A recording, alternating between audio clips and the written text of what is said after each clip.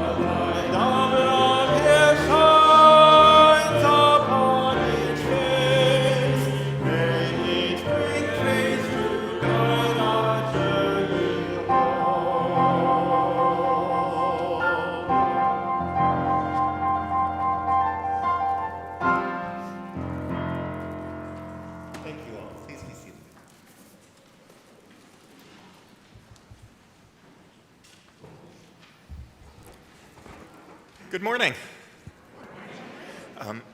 Welcome. Welcome to the First Unitarian Universalist Congregation of Ann Arbor. I'm Reverend Eric Hausman, and what a joy it is to be back here again visiting. It's always good to be with you all. And for those joining in person, welcome. If you're new here and in person, we have some information after the service. If you want to go, the Redmond room is out there and to the left, and there'll be an information session there if you'd like to know more. And also welcome to those joining online, both of those joining online right now. Feel free to enter something in the chat or fill out the survey that is at uuaa.org/newcomer survey.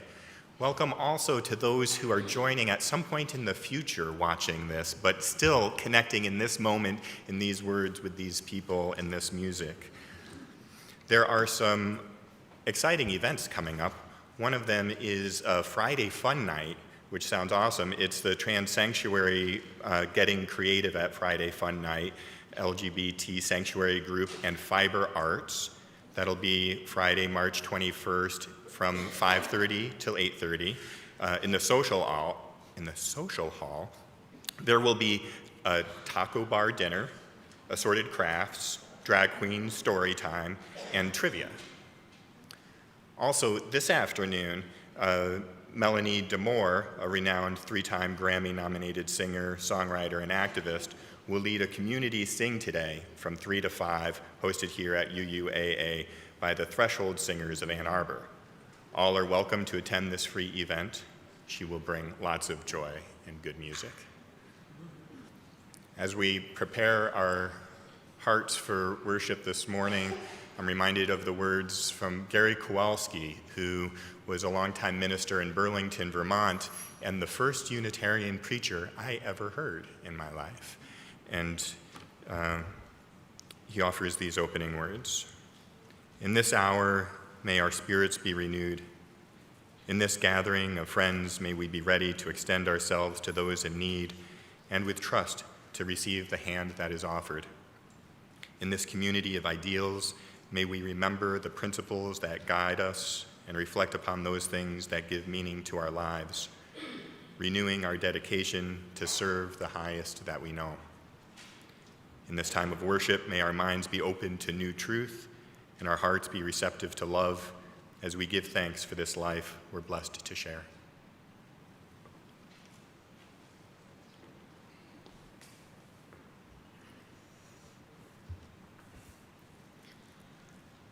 If you are new or newer here, the words we use each week for the ritual lighting of our chalice likely still attract your attention and thoughtful consideration. I still think of myself as being pretty new, but I do confess that I sometimes join in saying these words as more of a rote recitation than an intentional invocation. But a conversation in rehearsal on Wednesday with the Chalice Sparks, which is our choir for children and youth here at UUAA, got me thinking again about these words this week. Specifically, I've been thinking about the warmth of love. How and why were those particular words chosen? The warmth of love. Warmth is sort of an intriguing choice. Love is at the very center of our values, so there are a million directions we could go here. The gift of love, the beauty of love, the power of love. But each week, it's the warmth of love that we bask in. And that's a lovely reminder, I think, that as important as love is and all the wonderful things it motivates us to bring into the world, sometimes it's nice just to luxuriate in the pleasure of love's warmth. Today, I would like to invite Reverend Theresa Rohlck to join us in lighting the chalice here on the chancel. As Theresa lights our chalice here in the sanctuary, we invite our online community to light a chalice or candle of your own, perhaps sharing in the chat the chalice is lit and from where you're joining us today. Please join me as we speak together our chalice lighting words. We light this chalice with light of truth. We light this chalice for the warmth of love. We light this chalice for the energy of action. We light this chalice for the harmony of peace. Thank you, Reverend Theresa. Unitarian Universalists do not share a common creed, but instead a shared set of values with love at the center, and we share an agreement for the ways in which we will live out those values together in community, which we call our covenant. Let us join our voices together now in speaking the words of that covenant. The spirit of this church is love, and service is its law. This is our covenant with each other, to dwell together in peace, to search for truth in love, and to help one another.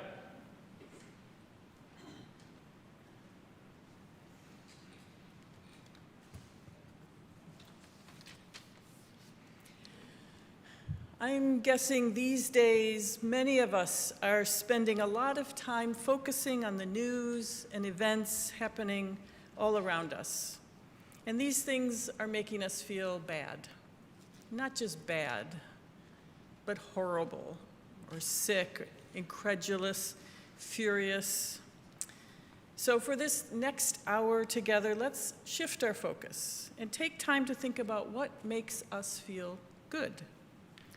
Starting right now with our Time for All Ages and a simple picture book to help us get started.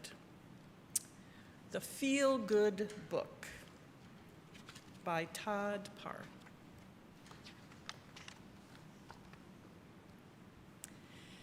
Giving a great big hug feels good. Eating carrots with a bunny feels good. Getting tickled feels good. Taking a bubble bath feels good. Showing the new kid around feels good. Rubbing noses feels good. Visiting a sick friend feels good.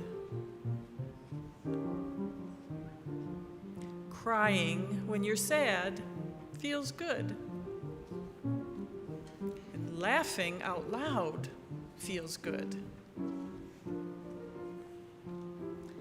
Brushing your hair with a lion feels good.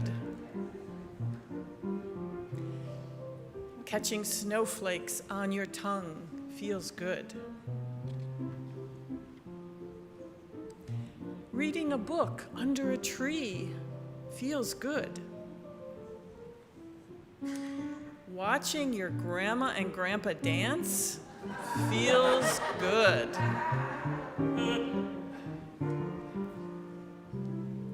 Having a ladybug land on your hand feels good. Sharing your treats feels good. Waiting for the tooth fairy feels good. Saying, I love you in sign language feels good. Playing under the sprinkler feels good. Making a new friend feels good. Making sounds like a monkey feels good. Seeing fireflies outside your window feels good. Letting a kitten lick your fingers feels good. Brushing your teeth with strawberry toothpaste feels good. Learning how to count to 8 with a spider feels good. Giving somebody something special feels good. Whispering in someone's ear feels good. Being brave feels good. Taking a nap with a giant stuffed animal feels good. Being together feels good. It feels good to think about all the things that make you feel good. Rubbing my dog's tummy makes me feel good, and him too. What things make you feel good? Love, Todd.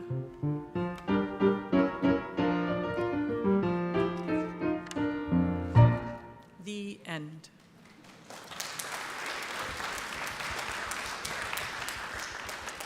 I hope some of the same things this picture book offered also make you feel good. So take a moment to just think about the question the author posed. What are some other things that make you feel good? And what are things about our UU values? Justice, equity, transformation, pluralism, interdependence, and generosity. What about those things make you feel good?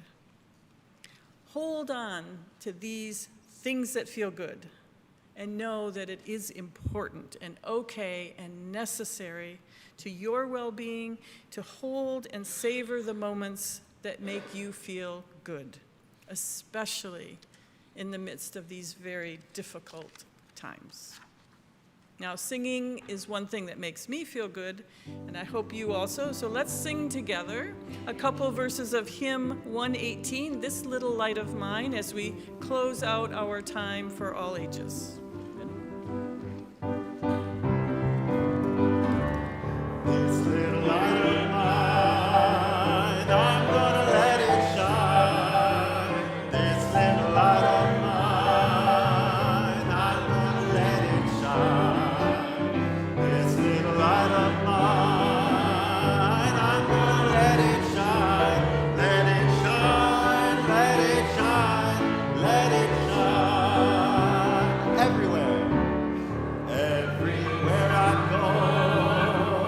I'm gonna let it shine everywhere I go. I'm gonna let it shine everywhere I go.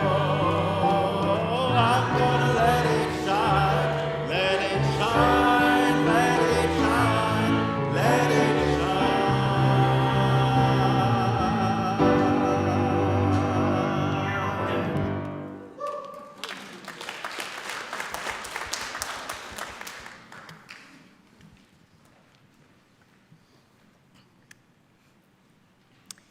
We turn now to our Sunday offering, a time to reflect upon how we choose to make meaning with what we have.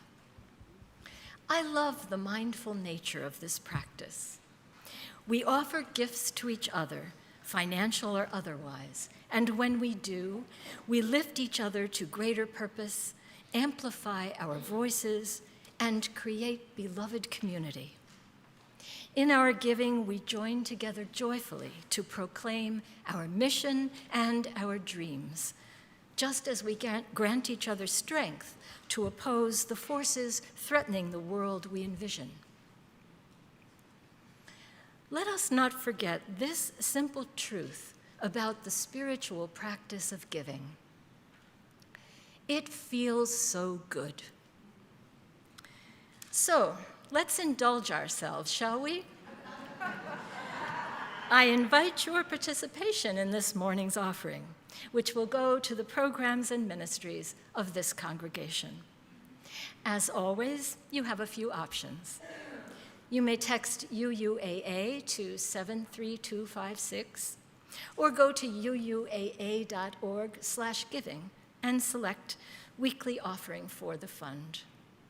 Or you may add your cash or check donations to the baskets as the ushers bring them by. Thank you. Your generosity feeds us and gives us strength and hope and joy.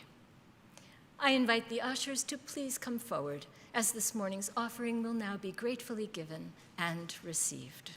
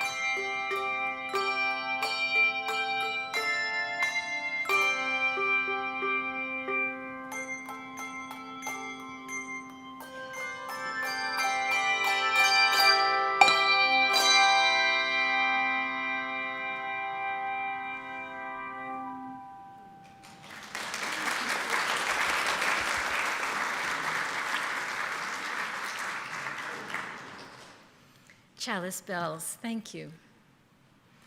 And as our ushers now come forward, I invite you to rise in body or in spirit as you are comfortably able. And as we prepare to dedicate our offering, let us rejoice in each other.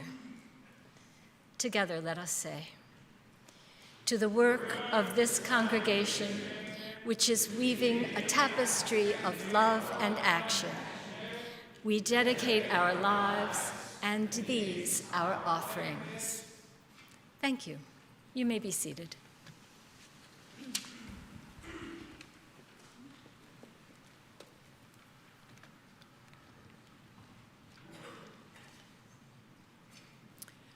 Our first reading today is a poem by Constantine Kafavi called He Vows. Every so often, he vows to start a better life. But when night comes, with her own counsels, with her compromises, and with her promises, but when night comes with her own power of the body that wants and demands, he returns, forlorn, to the same fatal joy.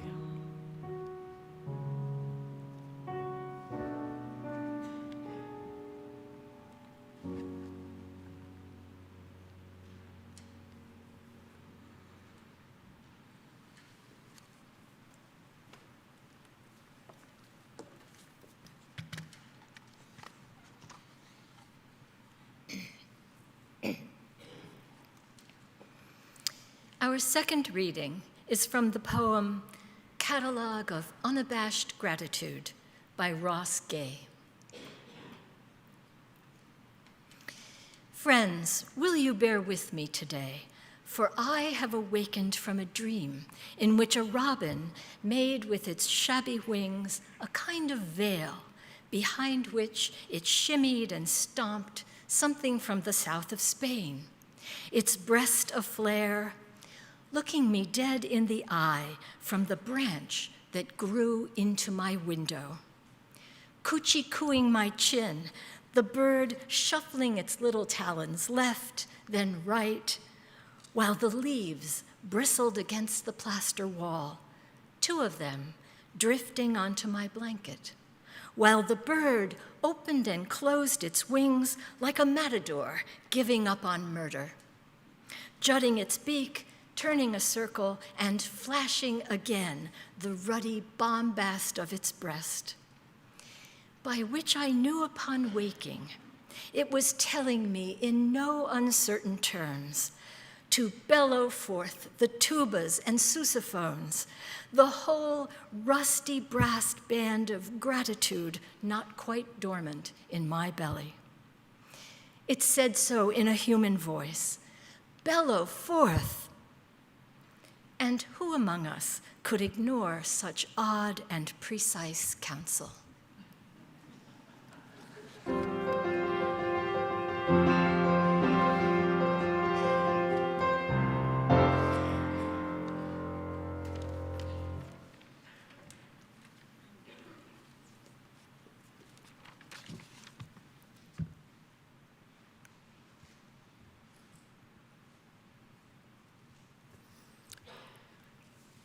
So if you go through the front door and look to the right, you'll see an upright piano and an old radiator that needs to be repainted. And in between those, there's a wicker basket. Next to the wicker basket is an auto harp and a guitar that's out of tune. But in this wicker basket, it was just overflowing with slide whistles, castanets, kazoos, thumb cymbals, recorders, drumsticks, those party noise makers that you'd go like this, make noise with. And And then those other things, I always mispronounce them. Are they clavicles? I get them confused with these things here, but you know what I mean, those things. And that we called the music alcove in the house where I grew up. That wicker box was, to me, a symbol of wonderful, loud fun and celebration. That sounds like the perfect recipe for celebration and boisterous youth, don't you think? Well, except for the fact that in addition to being New Englanders, we were also German Lutherans. Think Garrison Keillor, who once described the beloved Lutherans in musical terms. Guess what musical instrument he thought best represented the Lutherans? Tuba. Even better. The triangle. Modest, unobtrusive, not upsetting to anyone, not showy, not ostentatious. And in this music box, there was, in fact, also a triangle. Now, this led to a peculiar kind of education where I was taught to make noise and to be quiet at the same time. This happened not only when I was making too much noise around the house, but in church as well. Church was a place where I had to sit and keep quiet. Sure, adults sang a couple hymns and there was an organ, but sometimes it felt like they might as well have been playing the triangle. If I think about it, I don't think I ever really learned to celebrate or have that kind of physical expressivity that we heard so delightfully in the reading about the robin. You know, can you imagine stomping around like a bird, pretending it's a matador? I don't know where did you learn how to celebrate? There certainly weren't any classes in it that I remember.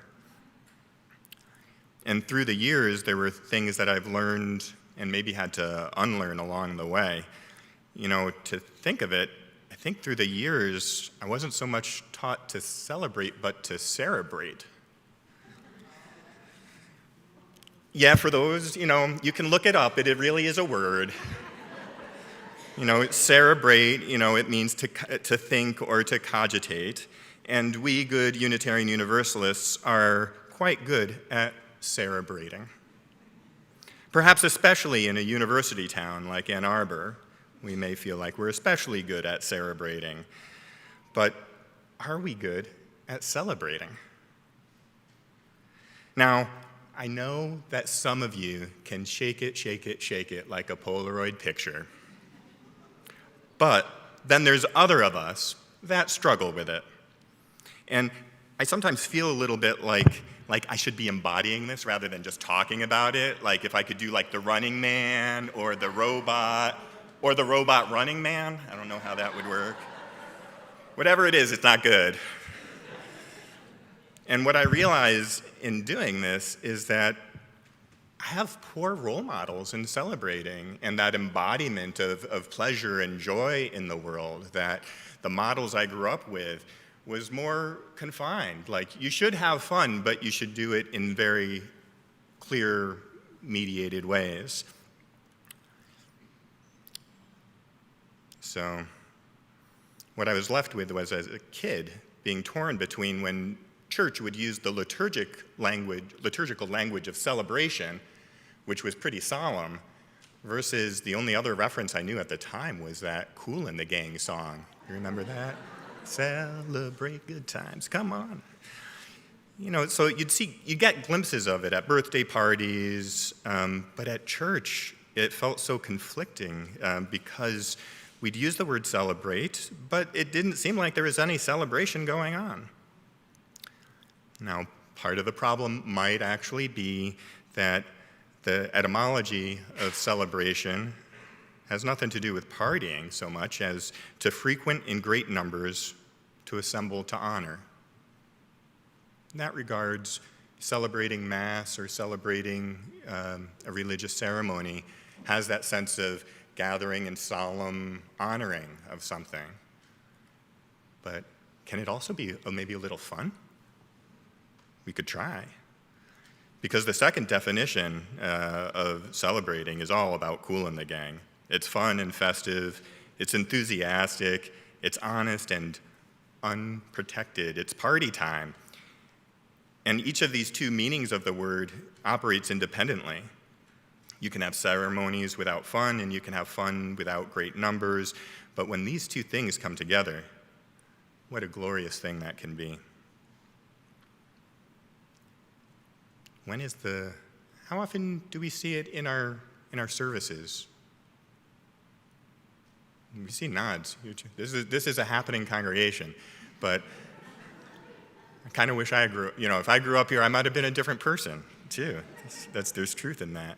So kudos to your congregation, because as a denomination and as a culture in general, there are a lot of socioeconomic factors and other different ways where we're taught to make noise and be quiet at the same time, to have pleasure but don't feel good about yourself at the same time, or different ways in which it feels good and doesn't feel good at the same time.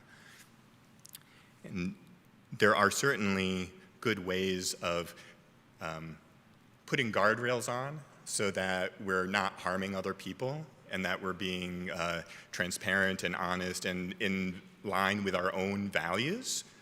But I still think there's ways to leverage that where we still get to experience more joy and pleasure along the way. And in every world religion, you see sort of different impulses within the structure where you'll have movements within, whether it's Catholicism or Islam, that there'll be both ecstatic traditions and ascetic traditions where there are moments for fasting, for penitence, for not living it up. But then there are these other moments where you get lost, where you are physically connected, where you lose that sense of separation of self from others. And all of those, there's a time and place for everything. Right now we are in the season of Lent, where a lot of people are giving things up. Anybody here giving anything up for Lent? Do you mind if I put you on the spot? What are you giving up? Okay, she does mind. That's honest. I appreciate that. I gave up coffee for a day and a half.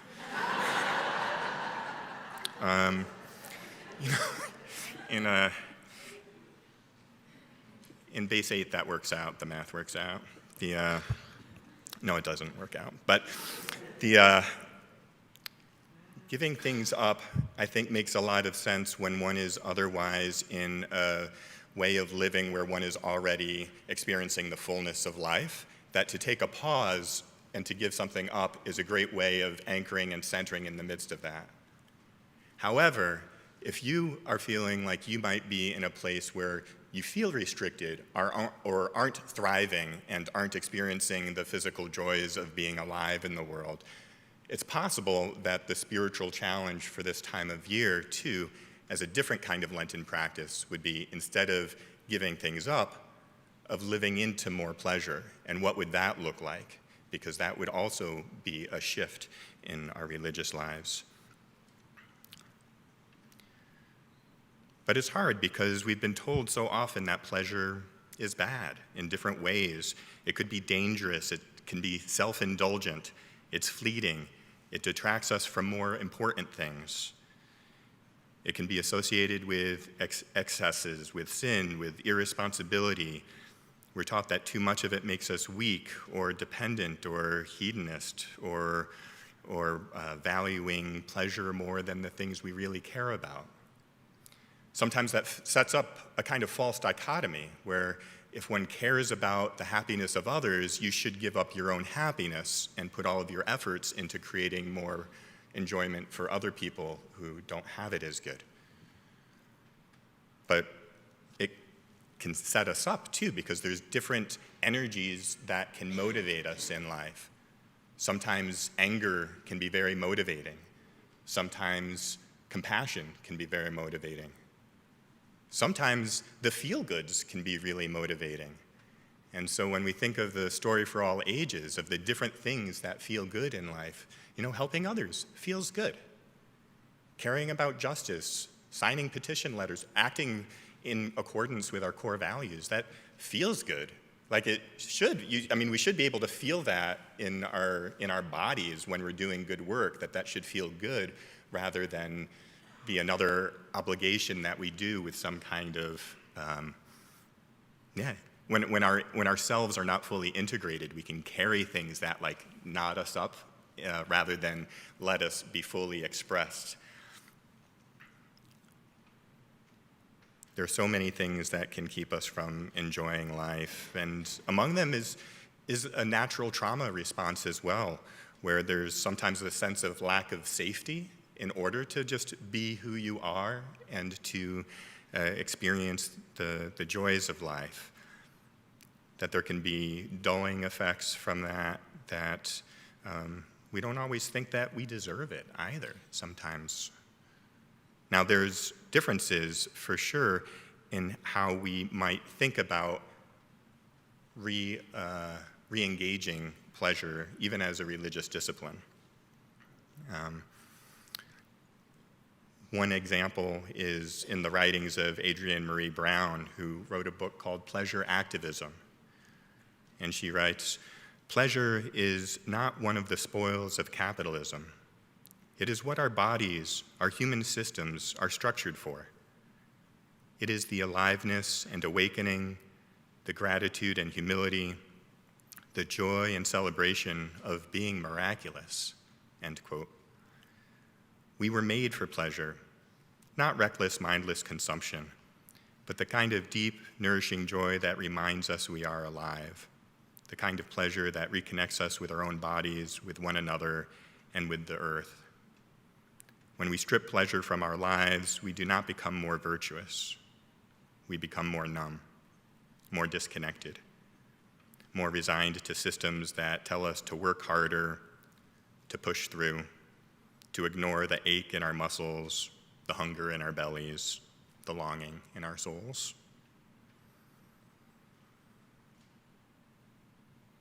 How do we reclaim that? I think some of what we can turn to is the readings that we heard earlier.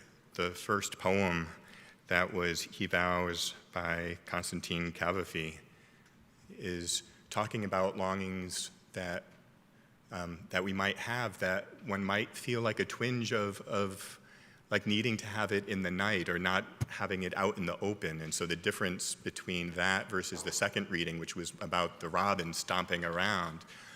But another thing that's just a true thing of beauty and gave me goosebumps when hearing the music is that the background music to that first poem was written by our very own Dusty. And Dusty wrote this piece as an a cappella piece with those words being sung with that music, and it had its first premiere in New York City last weekend. So,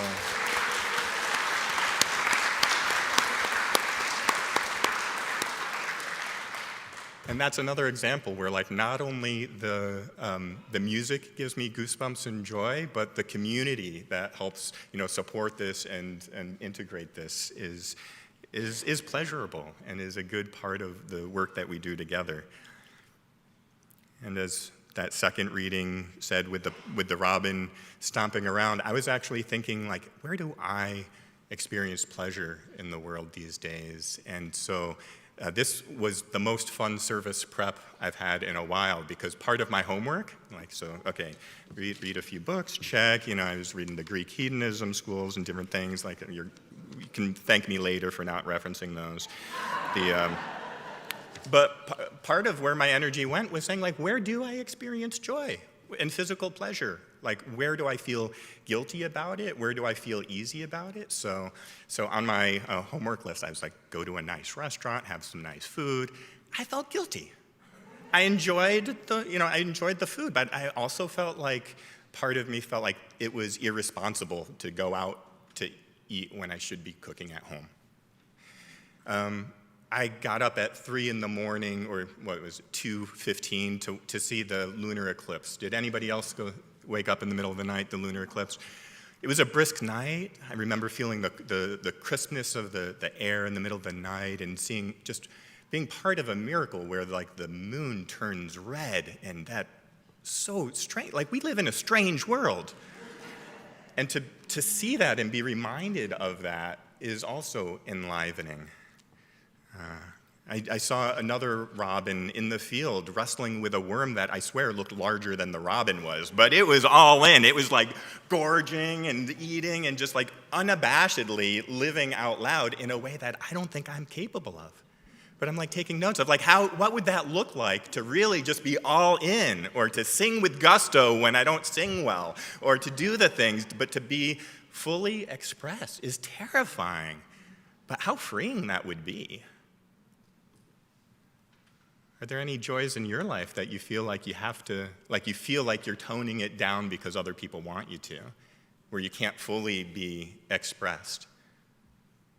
Because that's sort of part of my challenge here for this Lenten season as like an alternate practice. If we don't want to give things up, maybe we could ask that question of where do we find pleasure? How can we do more of it to be more fully alive and engaged and connected to others along the way?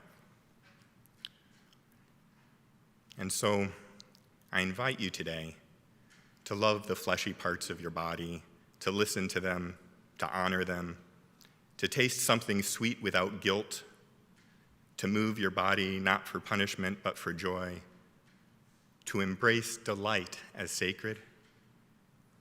Let us be people who do not just cerebrate but celebrate, who do not just think about joy but live it, who do not just observe pleasure from a distance but step fully into it, because this life is not meant to be endured. It is meant to be lived through, experienced, and celebrated. May we make it so. Amen. Now, as a symbolic act of this engagement with pleasure, we have an alternative kind of communion today. In the Christian tradition, Jesus was gathered with disciples and lifted up a cup of wine and some bread and said, "Take and eat, do this in remembrance of me."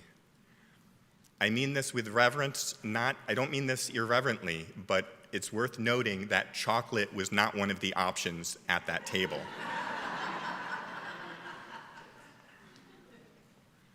And so today for our communion, we have chocolate and we have an alternative. So there's a couple of logistics here. Ushers will be passing out chocolates. There's two kinds. There's dark chocolate, which is red, milk chocolate, which is blue. And we don't know for sure if the dark has any milk product in it or not. So if there's an allergy concern, we have a third option, which is grapes. If you'd like grapes, raise your hand, and an usher will bring those over. Also, these are equal exchange chocolates, so we don't need to feel guilty about that part of it. And the last piece is we're going to time it. So when you receive the morsel, hold on to it, and we'll try to eat it at the same time. While music is playing, towards the end of the piece, there will be an obvious chord, and we'll try to all eat it at the same time if the timing works out. I invite the ushers to pass out the chocolates and grapes.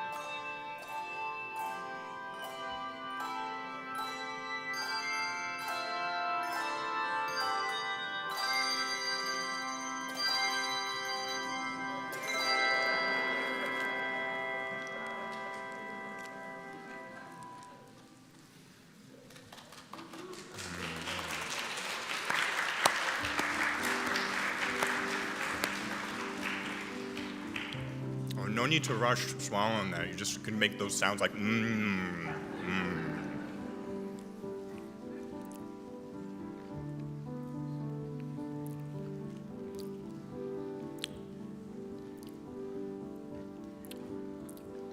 Dear friends, may we not waste this life. May we know it to be precious and good. May we live fully with enjoyment, knowing that this is the best miracle we know.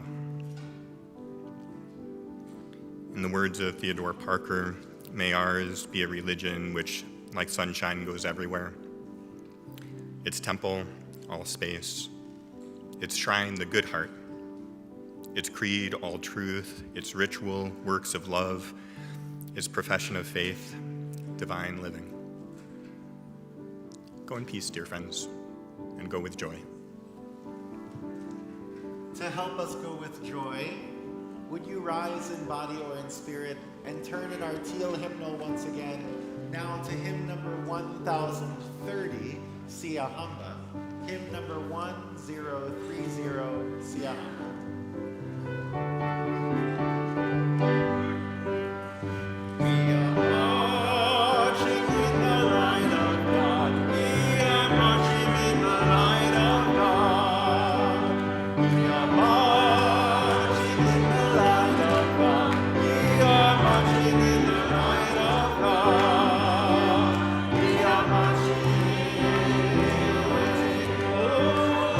Much